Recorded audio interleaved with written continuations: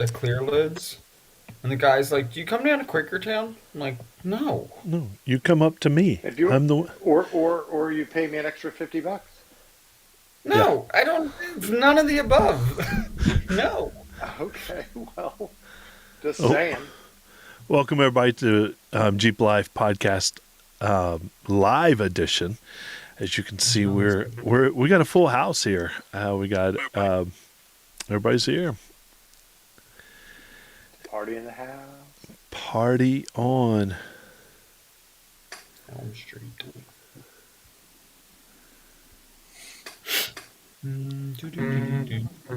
Except if you do it Break It Billy style, it's like rolling down the street, smoking oil.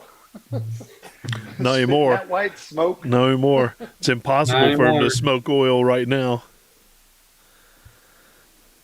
That is Gonzo. Now it's just an expensive paperweight. I Mm-hmm. thought it was crazy when you did some of the other stuff, and you're like, I'm just gonna rip this thing out. I'm like, yeah, and you're like, it's out. I'm like, what? Yeah. This is what happens when we So leave you alone, Billy. literally, um, that's number one, and number two is I um I just kind of started like unplugging stuff, and then that led to unbolting stuff, and then that led to a Making lot of unbolting, mediocre decisions. Yo, and then what's I got up, to Mike? and then I got to the point of like, oh, I can't go back, um, and disconnected the drive shafts, and then took out one of the harnesses, and it was connected to the wiper motors, and I just cut the harness. Oh, because But who I needs left that? enough. I left enough length to tap back in, so I could still have wipers. It's all about leaving enough length, Billy. Hmm. Yeah, you don't Are want to you chalk your buying a, shop. are you buying an install kit for that engine? Yeah, so um, eventually we'll probably do a whole series on it or episode of something. Um, but I'm going with the ASUS EFI system. It is a full standalone LS system that works with a 4L80 or 4L60. And so that's going to control the engine, fuel injection. It has a fabricated short intake and a 92 millimeter throttle body. Okay. So, and then that standalone system will control the transmission and the engine, and then I'll have another like smaller standalone system to do heat, AC, headlights, all my lights, Wow. radio, all I, that kind I of want to stuff. get you a new license plate that says "buggy, not buggy," because it's Well, it's like that. based, It's yeah. like you've got all. It's like a Frankenstein of parts and wires. No, it's gonna be full like factory grade harness. Like I'm gonna build the full harness and everything and loom it and do it what right. Wow. I mean, it's basically gonna be like a race car It's a built bougie off buggy. race. Yeah, it's bougie buggy. That's what I want it to be. I want heat, AC, That's right. comfortable, but still Uh, be able to I don't ride want to around. freeze in the winter with saran wrap Yeah, over the. yeah. I I want think you a should exo ridiculous. cage. Yeah, well, it's gonna Yeah. get probably in the future after this is done. It's gonna get a cage and a B pillar chop. mm, That's kind of the You look got I a want. lot of body panels there to lean up against trees on. Yeah, I know. I'm gonna have to like build out the front and put different supports and everything for the coilovers. So that's probably going to turn into doing some type of tube fender, hopefully that ties into like a lower frame. Yeah. I'm never So and driving then mine again, son. yeah, probably a good idea. Leave it here and wax it and, start it up once. that's right. That's Yeah, right. Are you I guys Just mean, ready to listen get to it rolling? for like 5 or 10 minutes. yeah, let's do it. Let's get rolling. figure out how to do this.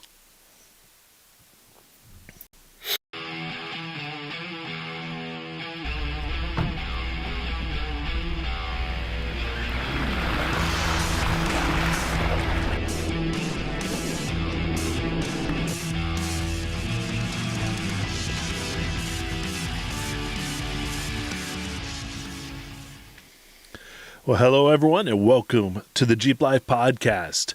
We are proudly presented by Armorlight, the toughest flooring on the trail. And tonight's episode is brought to you by the wonderful folks over at Globex Performance and GBX Manufacturing, the Jersey Shore's Jeep and 4x4 experts. And ask me how I know how great they are. They basically rebuilt my Jeep from the floor all the way up.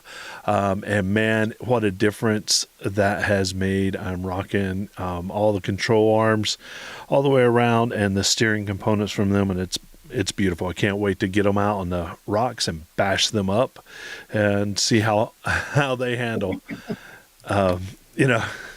Nothing like me and putting control arms on rocks. That's what I do best. Like fresh paint and anodization drug across Northeast's finest granite. No doubt. All right, everybody. I'm Jeep and Terry, and I'm joined by some amazing people tonight. And I'm going to bring Dr. Don on first because it's been a hot minute since he's graced us. How you doing, buddy? I'm doing good. It's good to be back on. Yeah, man. It's I had to pull all the strings in. Get you fired from work and everything else just to get some time with you. We had to file, I'm like, glad false you did, claims. though. I was getting a little bored of being here all the time. Right? Breakability, that laugh. I love it. What's going on, guys? It has been a minute, but we've been chatting through other means of communication, and I had to crawl out of my cave at some point. Well, it's a new cave, so it's got a little freshness to it. Yeah, it does, and a lot of parts on the floor. Well, that's A typical. lot of parts. A Always lot. rolling deep again. Yep, and Jenny It's- Jason. Here I am. I don't have as many parts on the floor, but fixing to get some stuff going on with the Jeep. We're getting ready for the season, so. Yeah. You have more Okay. Jeeps than parts. He Then- does. Billy looks down at the floor and goes, well, that's like an engine, a transmission, and a transfer case. And I look out and I go, I have 4 of each of those. Yours all run. Mine is a turd. Yeah, that's correct. There is a distinct difference there. Although, when yours is done, it's going to be amazing. It's going to be fun. Well, last week we kind of did something out of the ordinary for us, and we talked about legendary trails. We had some legends on. Eric and Rob both were on, and we've been toying around with this. Our lives are absolutely crazy, so we're going to change the format just a little bit, and we're going to have, I'm going to kind of be the constant, but we're going to have, everybody gets to play a rotation. Eric and these guys. Whether we have all 4 of us on at the same time, who knows? But we can still provide great content, and everybody can kind of have a life as it is. So last week was kind of the start of that, and we'll see how it goes from there. Every Monday night, you're going to still get great content for us. It's just who's going to be filling in those cubby holes. And then, we'll probably at some point have a big Brady Bunch episode where we're all in the quadrants and saying, hey, but I just wanted to let everybody know that we are adjusting our format a little bit. Same great content, just going to be different faces that you see, including these killer guys that we have in front of you. I got some like maintenance and stuff that I need to do, so I need some nights. Well, I mean, the pictures I've seen, I can't just hop on my Jeep and run over to your house, a mile away. It's maintenance, guys. Remember. Yes, because when we said change your oil, we didn't mean take the engine out drain it, and put it back in. Yeah, well, you know me, I get carried away. Yeah. When So changing your oil involves cutting an engine harness. Well, it just kind of, you know what Just fell happened. out. So, yeah, it got pulled out. so Bill, you sent pictures this week of the JK minus the front end.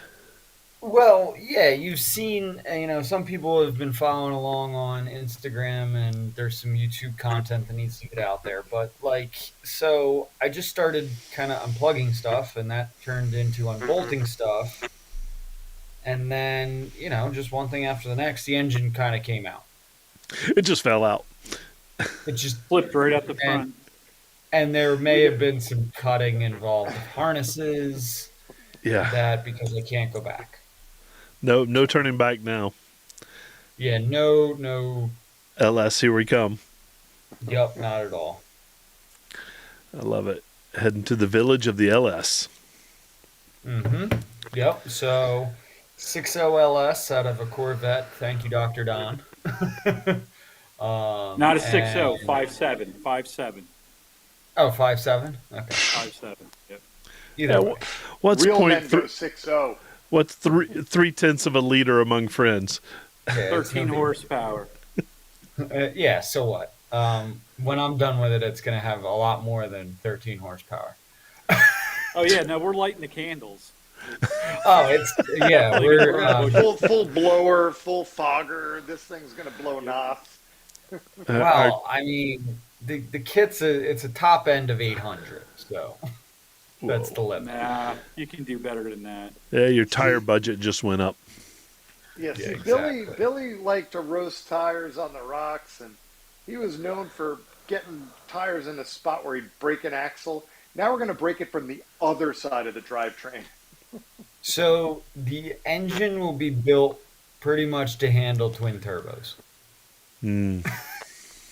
Yeah, well, why wouldn't you? It's an LS. I mean, it's like peanut Yeah. butter and jelly. They just go hand in hand.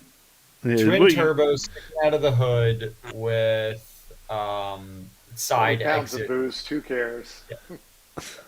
Why not? Why not? I haven't done a lot of jeeping other than having my Jeep back and running around town, but lately, and I'm glad I saw Roy on here, but I've been meaning to reach out. My dash camera has been yelling at me to format my SD card, and so I formatted that SD card, and it went away for about 30 seconds, and then I brought the SD card inside, used my computer, wiped it out. I was good for another 3 or 4 days. And now it's yelling at me. So it's yelling at me again. Any thoughts? Take your engine out. I thought about doing the Billy method of troubleshooting. If you don't have an engine in there, you can't have any engine problems. Narrow down problem number one. Oh, that wasn't it. So I I think don't I'm just know. going to order a That's new pretty SD weird. card, I guess. There might be some I wonder if corruption or that's what it something. is. Yeah, I think you it, got only so many write cycles to those things, so get yourself some Amazon Basics. get like a stack. Inexpensive. I get the stack of them, so I can just maybe like a Chewbacca bandolier, of SD cards, and I can just swipe those in. You just need to have I have another 50 one. of them. So, did I tell you the problem I had with mine when I installed mine No. last week? I had a picture of your Jeep on it. Oh, that's a beautiful thing. It was infected with a virus. That's Yeah, right. Oh, that's too funny. coming from factory. That Put it is in, and everybody's like, hilarious. "Oh, let's check it out." And I turned it on, and I'm like, "Oh man, there's Terry's Jeep." That's awesome. I can help you overwrite that, or Yeah, we'll just we're, leave it as is. Yeah. Either way, it's good. Either way.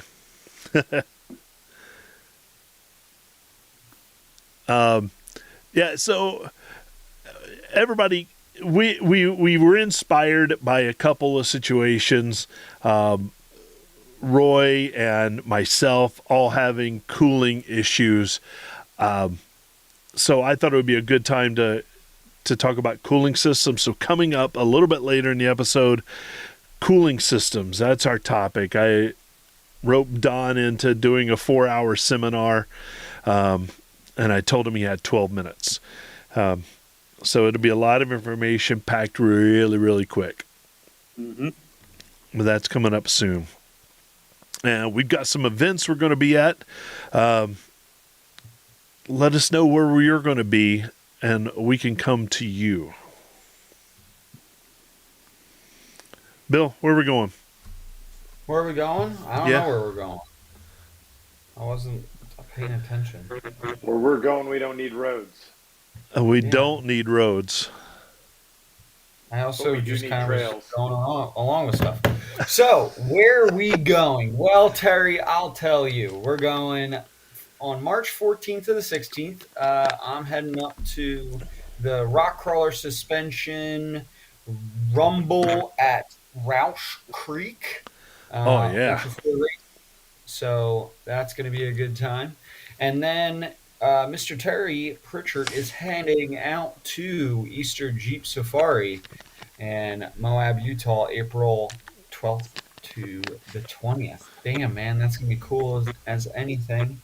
And then Mr. Terry is going to head down to Jeep Beach in Daytona, Yeah. April 24th to the 26th. Yeah, just take note how little time there is between those two events, and I've got to go from Moab through New Orleans to Daytona. Yeah, don't Yeah, feel sorry for me, that's- everybody. Yeah, I'm not. May 3rd is Jeepin' the Berg in South Pittsburgh, Tennessee. You heading there too, Mr. Terry? I am not, but this is one of those things where a listener emailed us at info@JeepLifePodcast and said, "Hey, would you mind putting our stuff on the calendar?" And I said, "No, sure, we'll throw it on there." So Sweet. info@JeepLifePodcast.com if you want your event on our calendar. That's awesome. And then you are heading out June 13th to the 15th at Bantam Jeep Festival, that's always a good time out there. Wish I could make it, but probably not going to happen. Yeah, I may need somebody to help me, so who Mm. knows? Interesting. And then July 11th to the 13th is New Jersey Jeep Invasion in Wildwood, New Jersey, which is always a great time down the shore in Wildwood on the beach. Vendors, Jeep obstacle course, and show and shines, parking on the beach. They have a vendor night on Thursday night before the show, which is really cool in North Wildwood on the main drag, Old New Jersey Avenue. They also do a couple sponsored night events. So I know Oracle last year put on the Night Glow Party over at a brewery just off island, which was super awesome. Location is different, but the same idea is going to happen this year. Sweet. Light it up. So, yeah. Blinker Fluid Productions puts on that New Jersey Jeep Invasion. They've been on the podcast a bunch, so we're going to get that word out there. There's plenty of tickets. So if you just search New Jersey Jeep Invasion or Blinker Fluid Productions, you can definitely get your tickets right there. July 18th to the 20th is PA Allbridge Jeep Festival in Carlisle, Pennsylvania, put on by PA Jeeps, which is an awesome organization. They've been doing it, I think it's like the 35th year or something like that. Yeah, I don't know. Yeah, I think you're close to that. Okay. Close. I don't know. We can Close. check on that. And then August 21st to the 23rd is Great Smoky Mountain Jeep Invasion down in Pigeon Forge, Tennessee. So that's a packed schedule coming up. So yeah. If you Got want any more? your event on here, send us an email. We'll put it on there. I'm sure there will be others that kind of fall into place. I don't think we talked about Ocean City, Maryland show, which is generally the same weekend as the Great Smoky Mountain weekend. Well, there's Reclaim 5 down in Jersey. That's August 9th. So Oh, we right. had Yeah, that yeah. on our schedule starting last season, but not since we've redone our calendar and gotten things wired up. I'll be certainly trying to make that because I'm usually frequenting the trips down to South Jersey that time of season. So And you said that was again, that's August 9th? August 9th. That's 11 to 4 p.m. there at the Burlington County Fairgrounds. So it's all about first responders. They do a great event. We had our episode back, I guess when did we do that? That was probably probably around July or August. That's right. That's right. Awesome. For Well- Reclaim 4. Yeah, make sure to get that into us because we want to make sure that we're sharing and getting the word out there. It's always awesome to have Jeepers together in the same place and enjoying the good times. Speaking of listener input, we ask and beg you guys to rate us on wherever you get your podcast, but also do a review. It helps us get out there, helps people find us, and we'll read it on air. But we do have an email that I got this week. It's from Matt, who actually I think is on tonight, which is pretty cool. I think I saw him pop up there, and says, just want to check in with y'all. I first messaged you last year about my first Jeep Darkwing that got totaled in January. I remember that email when, us all having to mourn his Jeep getting totaled. Then you got this 06 Golden Eagle Smoky near March of last year. My son and I went to an event they had there in Kansas in February called Frostbite. It's at the Kansas Rocks Recreation Park and did our first Badge of Honor trails, Rattlesnake Alley and C2. I've never heard of this off-road park, but it sounds pretty killer. I need to look it up. Just wanted to say hey, and I rep the JOP decals on both sides of Smoky the whole time. And this is their biggest year, like 350 rigs, not all Jeeps, about 1,000 people, drivers and passengers. And I've got the picture of you can see the sticker through the mud. Thanks again for all the amazing content. The episode about what to take on a road trip made me confident enough to take my 06 Golden Eagle on 35s. The 2.5 hour drive, then wheel for 6 hours and drive it back home. Keep it up, Matt and Smokey. Matt, that's pretty awesome. I appreciate that. Yeah, it's so cool. It's so weird being out and about and seeing, a sticker of ours on somebody's Jeep. I was in a random place in Tennessee last year and saw one on the back of a Jeep. I was like, what? And I chased them down and stalked them and then got a picture of it. So it was kind of cool. But yeah, thanks for sending that in. Thanks for sharing about that. It's pretty awesome, And congrats on the 06. That's a pretty cool Jeep. All right, this is where I step back and stop talking and everybody else can get all technical. Let's talk about cooling systems. I know that I blew out a radiator recently. I blew out a radiator hose recently. And I need to replace my oil cooler. So I've got mine in half recently. Yeah, there you go. Disconnect a lot of it recently. So Roy called me, and like a week. So and Roy a half called later, me as well. So like a week and a half later, I got back to him. We're having a discussion about this, and which was cut short by an F-150 that crossed over into my lane and hit a tree. Oh, But yeah, I swear to God, I'm like a magnet for accidents. But oh my God. Roy had suggested after a short conversation about what he went through at his and issues with trying to figure out what the right coolant was, and right now the parts business is an absolute nightmare. So and not for nothing, it's not anybody's fault. There's just a lot of information out there. There's a lot of new people getting into business. It's tough. So anyway, I think I texted you, Terry, and you were like, "Yeah, no, let's do it." So here we are. Yeah, I think Tonight, it's a good enough topic to spend a little bit of time on.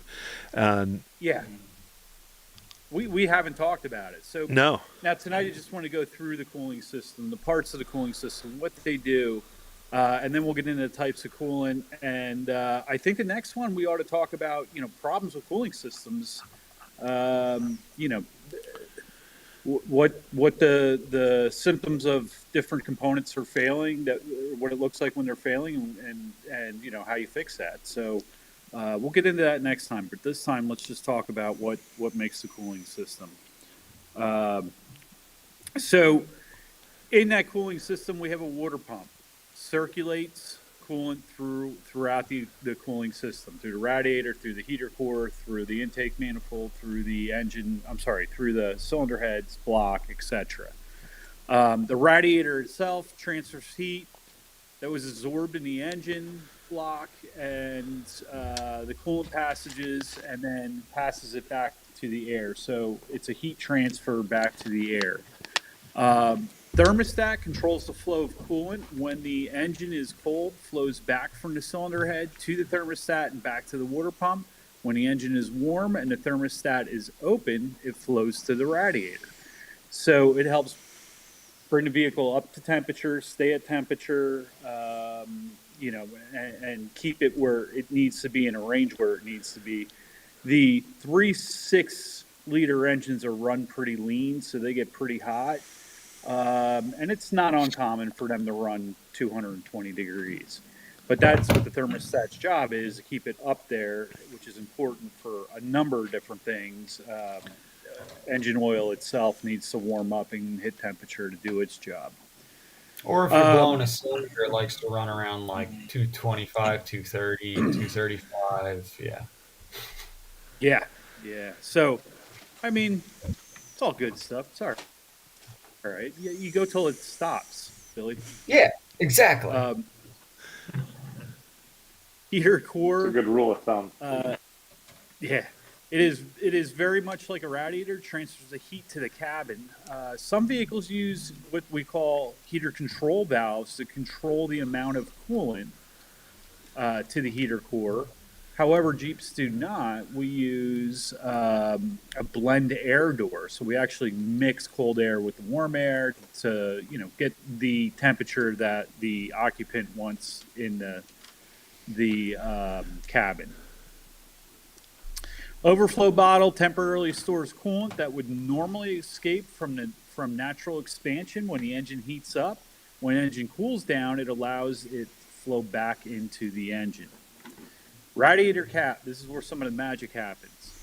So the radiator cap helps keep the cooling system at the exact perfect pressure. Now, you need to have pressure in a cooling system because that is primarily how you raise the boiling point of the coolant. So water, which is 50% coolant, boils at 212 degrees. You add the coolant in, it boils it's about 223 degrees. It does raise it slightly. But the radiator cap is what seals the system and allows it to build pressure. So for every 1 psi that the cooling system goes up, you gain 3 degrees on the boiling point. So a JKU has a factory cap of 18 psi. Without the coolant in it, that is a 54-degree increase, and that puts you at 266 degrees. And if you add 13 more to that from the coolant, you're at 279. So by 279 degrees, that engine's going to stop running. So we don't have to worry about boiling. But that is one of the things we'll talk about as we do the diagnostic portion of this. All right, so coolant is used to circulate through the engine block coolant passages where it carries the heat to either the radiator or heater core or both. Coolant is typically made up of a 50% water and 50% coolant mixture. It has a couple jobs. So one of them is coolant has rust inhibitors or corrosion inhibitors in it, which keeps the inside of the block from scaling. Once the inside of that block scales, you're done. It ends up in your heater core, ends up in your radiator, and you are not cooling anymore. It's also It a also lubricant. scaling also reduces the heat transfer capability of the coolant, so you can Yep. actually get bubbles between small microscopic bubbles between the cylinder walls and coolant, and it actually prevents the heat transfer happening as good. Yeah, also, and we'll get into it next time, but another problem with cooling is not having the right 50-50 mixture. So actually too much coolant, water cools slightly better than coolant, and I'll explain the science behind that in the next one. But it is a lubricant for the water pump. It keeps the water pump bearings lubricated. And It tastes along really with good it, too. well, depends if it's used. Don't let your dog drink it. Brand new is pretty good. And also, if you have a spouse you don't like, small amounts in it will slowly shut their kidneys down.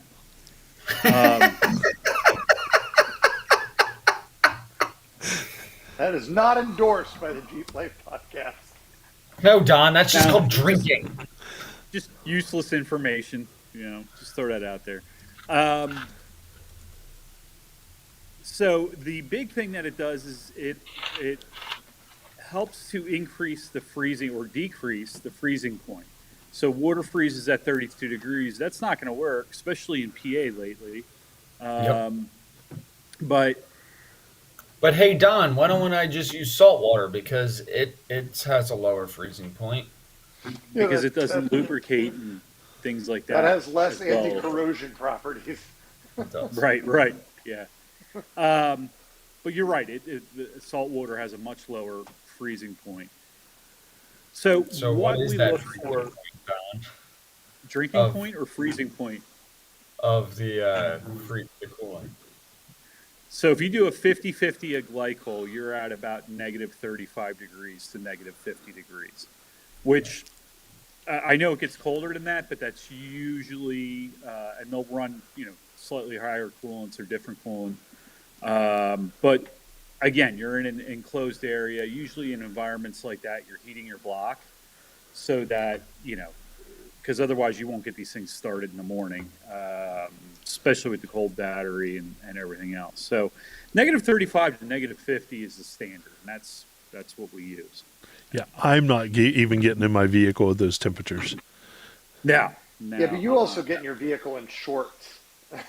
So usually your battery is a lot more of the issue in that situation. When you get a battery that cold, it doesn't like to put it out power. No. No. Nobody No. likes I mean, it. that The battery battery, doesn't like the it. oils. Oil viscosity, yeah, for sure.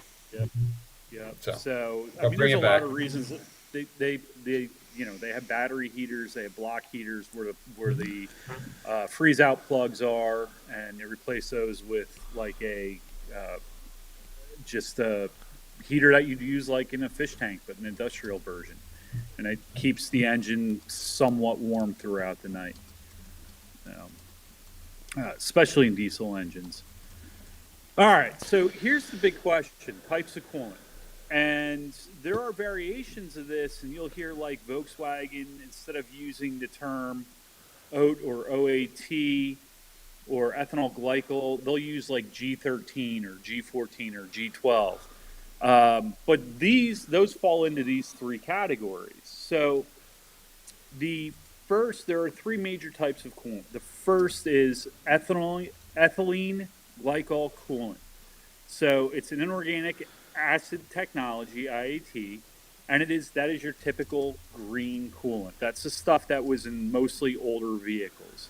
Lifespan is approximately 2 years, or between 20 and 30,000 miles. The next one is organic acid inhibitor technology, OAT, which protects metals with an approximate lifespan of 5 years before service, or 80 to 100,000 miles. It is mostly red and orange, but let me talk about that because it can also be green, pink, or blue. There really is no standard for dyeing coolants or any fluids, really, except for hydraulic Yeah, it's fluids. not terribly helpful. Now, so you have to look at it, and you have to know that you can't determine a coolant type really by color. The third is a hybrid organic acid technology, which is, believe it or not, called HOAT, HOAT, and it uses a mixture of IAT and OAT, and usually is yellow or orange. But again, you can't count on that color. Which tastes better, by the way, the oat or the HOAT? It's definitely the ethanol glycol is by far the best. Fresh out thought of it the was bottle, overnight can't come out HOAT. of the engine, gets bitter after like 30,000 months. It's much like me. I'm bitter. Yeah, bitter. Get off my yard. He's been embittered. I threw together just a small table in the notes, which again I'll post this week to our Patreon page. And I only put the Jeep Wranglers, CJs on there. So, and it really is interesting. And I pulled this information from my online service info. But Jeep TJ, obviously, because it's an older vehicle, that's ethanol glycol. So that's the old-fashioned green coolant. And same, of course, with the Jeep CJs. All the CJs, 5, 7, whatever year, it was all ethanol glycol. The Jeep JK 2012 to 2018 uses the OAT coolant, which can be red, green, purple, blue, orange, pink. And same with the Jeep JL. But here's where it gets interesting. The Jeep JK 2008 to 2011, which was a different engine, that was a 3.8 liter, the old Lee Iacocca V6, uses HOAT, HOAT, in it. So the problem is, and I had one of those, that was my black 70th anniversary, they're both orange. Both those coolants are orange. Oh. That's dumb. Don't mix them. So it's funny that you should make that comment because you're correct. Well, it doesn't matter if you mix them because they're a mixture. But turns into like glue. Yeah, so that's what I thought when I started researching this. However, if you go into Standards website or any of the big like cooling companies, everybody says don't mix them. Now there's a chemical reaction that happens, and what it ends up happening is it looks like a silicate that ends up in your coolant, and then it blocks, clogs, things like that. So that's the... It precipitates out like parts of the stuff that's in it. I haven't looked into that, Don, but I know that that's like the most terrifying thing. We think about like flushing, a heater core or something. And it's like, oh my God, I put the wrong juice in. Boom. Cement mixer. I never had to worry about their 21st birthday. Because I just got new motors. Yeah, I was just going to say, you haven't had an engine last long enough. Michael Nadel just made a comment that they changed from OAT to HOAT in 2014. However, Michael, I'll tell you, it is not in the service information. And that was one of the things that Roy was talking about, that the dealer gave him that too. Now, there may be some kind of technical service bulletin out that I don't have access to. But yeah, I mean, this all came from Chrysler's website, their service information. Another question up there real quick about how full to keep your overflow canister or remote reservoir. it really should be between the low and the high, because as that engine heats up, the coolant expands, and you end up with, it'll rise, and if it gets too high, it literally will push it out of the overflow. So yeah. Hey Don, about that, I got a good one for you. So, I've noticed in two of the vehicles that I've done some service on and did a full flush out and refill, I put it to the max, so put it to the max, got everything topped off, burped it, let it run, everything open up, and get all that air purged out, topped it back off, let everything cool down, check the levels. And then, you go a week or two and I look again, and I realize it's actually a little bit, it's erring closer to the minimum mark on the expansion tank. Would you consider that normal? Yeah. And then if you drive that, a lot of times when you look, you'll see that, yep, it'll raise. So as long as it's between that min and max mark, you're good. That's where you want to be. Not bone dry. That's not a good idea. That's okay too. It's called air cooled. Well, I was curious when you were talking about, you said radiator, and I know a lot of people say radiator. If it's rad, is it run cooler? What's that? Say that again. I'm sorry. Is that a dad joke? What? It definitely runs saying, cooler if it's rad. Yeah, because he's like, Don, because you rock out the radiator. So well, that's because I'm from Middle Pennsylvania. We have a different language up there. Yeah, Pennsylvania. That's So, because Don, they run cooler there. one of the things that we didn't talk about here, and that I kind of, have a belief in that helps contribute to your temperatures and this and that, is your tubing. So you have your, radiator hoses, upper, lower. You also have lines that run to your heater core. Usually on the JK, there is some aluminum tubing as well. So, that's a big thing to also keep an eye on in maintenance. If you see swelling around any of your hoses, that leads to actually your pressure increasing, decreasing, and you can change your boiling points of the coolant and stuff like that. So, and that can lead to premature failure over time, and you can have a lot of different bad things happen, basically. Yeah, that's Terry, on most MPI checklists, like at the dealer or whatever. That's one of the things that they're checking, is to make sure that your radiator hoses aren't too hard, the clamps are tight, they're not too soft, squishy, not collapsing. So. All right, so I know that we were going to make this a multi-part series. Is air and air contained in the system a part of that series, or should we talk about it now? No, I think we're going to address that when we do the diagnostic and service portion of it, for sure. Perfect. I can guarantee I've replaced almost every part of a cooling system. I'm positive that you have, whether it be on your Jeep or on mine. More than once. I've never replaced a heater core. I've only ripped one out. Yeah. Who needs heat? They're I a will pain. tell you though that I was going to say about Don's comment about the color standards of coolant. It's a very prescient comment from the color guy here. It does drive me a little nuts that you can't trust the type of coolant by color, because you'd think that would be a sensible way to indicate that you've got the right stuff. Like, oh, I'm going to pour purple into orange. That doesn't seem right. And right now with 4 vehicles, I've got a TJ. I've got, thankfully, both JKs are the same era, and then the 2018.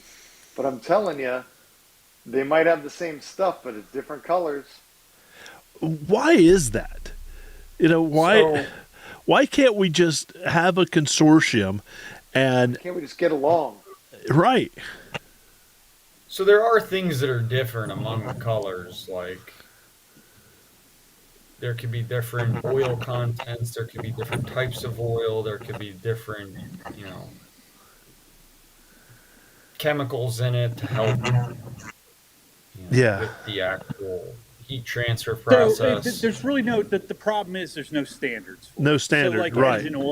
like engine oil. If you look at engine oil, there's the donut, what they call the donut on there, and SAE. There are standards that are set forth that these oils have to meet. There is none. There's no standard that says that coolant has to be a specific color. So if a manufacturer wants to change it so that it is identified for that vehicle, they can go ahead and do that. Well, but I think there's a fine line there because you started that off by saying there's no standard, and there are standards because of the fact that the spec on the different coolants, whenever you look it up in the manual, it's like complies with MOPAR, yada yada, or Right, but That's a that's dealer, different. There is that's so dealer that's set, a that's not manufacturer's ASME. standard. That's right. and it's There not is even a really a specification standard. to the product, Right, but but there it is doesn't nothing mean that that's dictates. orange. Right, there it does not. There is nothing there to um, There's no there's nothing governing there. body that says Right. this. There's no Yeah, SAE standards or anything like that. And like I said, Right. so what yeah. happens is manufacturers will dye it different colors or they will buy it from different vendors who are dyeing it from different colors. And so you really cannot trust it. You have to understand which one is a oat, HOT, and IAT. Is So, it this orange or this orange? can you trust the Exactly. universal fluid? Oh, Depends on what year your vehicle is. If you go to the store, parts store, and just buy generic, orange mix off the shelf, that's going to be ethylene glycol.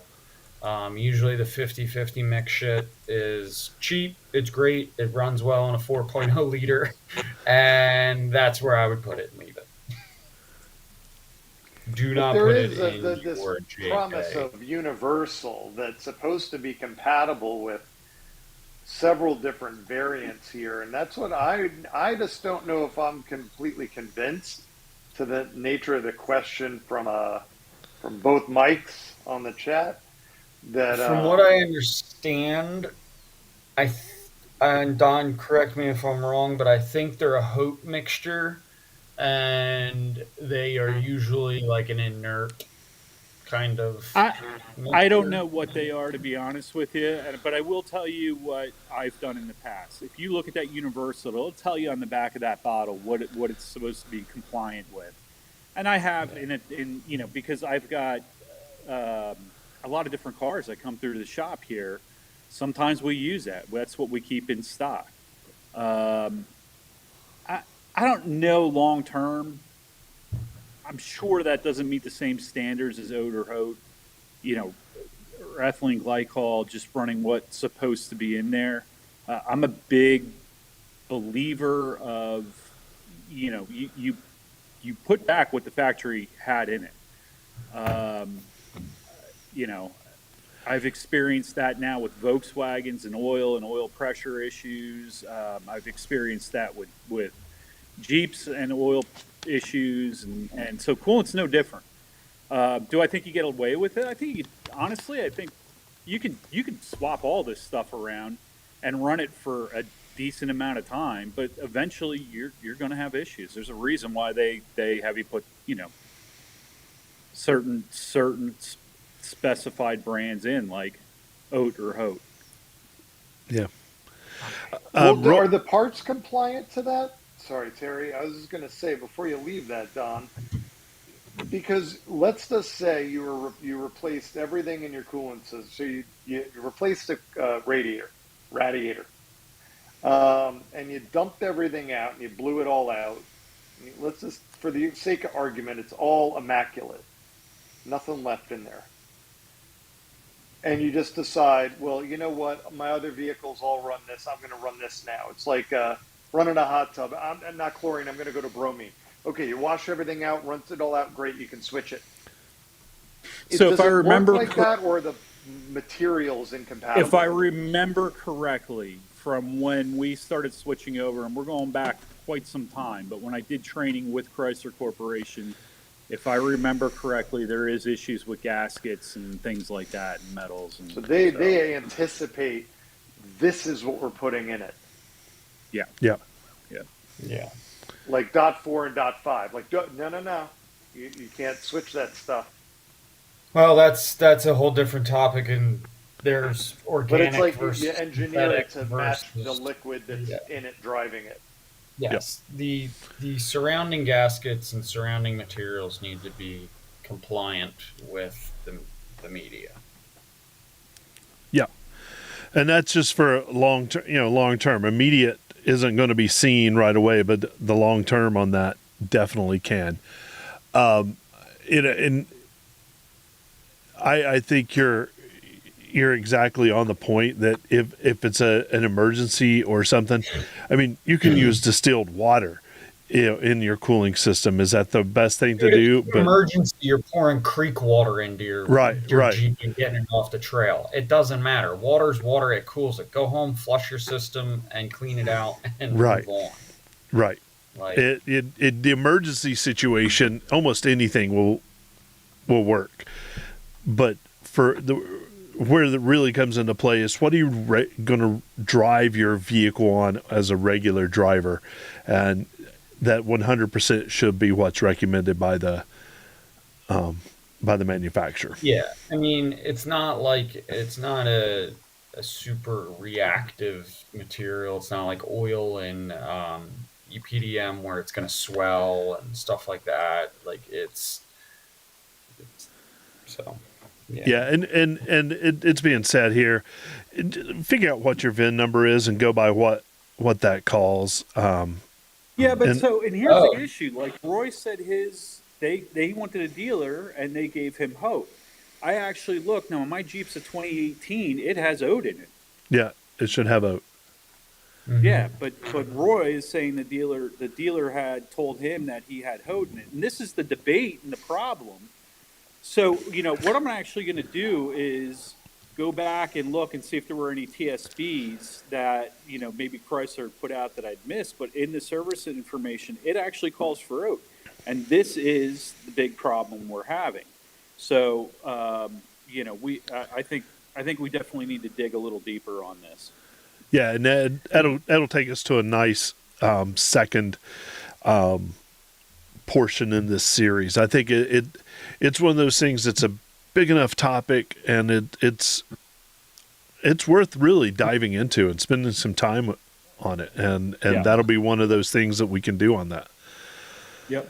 It's easy to make a mistake on it, and I'll tell you right now, up in the rack in my garage, fluids for all the vehicles. Like once I figure out like exactly the right spec, and I've double checked it, 2 sources, the manual, like everything, even though the colors can't tell you everything, I have a giant Sharpie and I write on the bottle like 2014, even if it's the same stuff as my 2017. It's like, okay, 2014/2017 JK.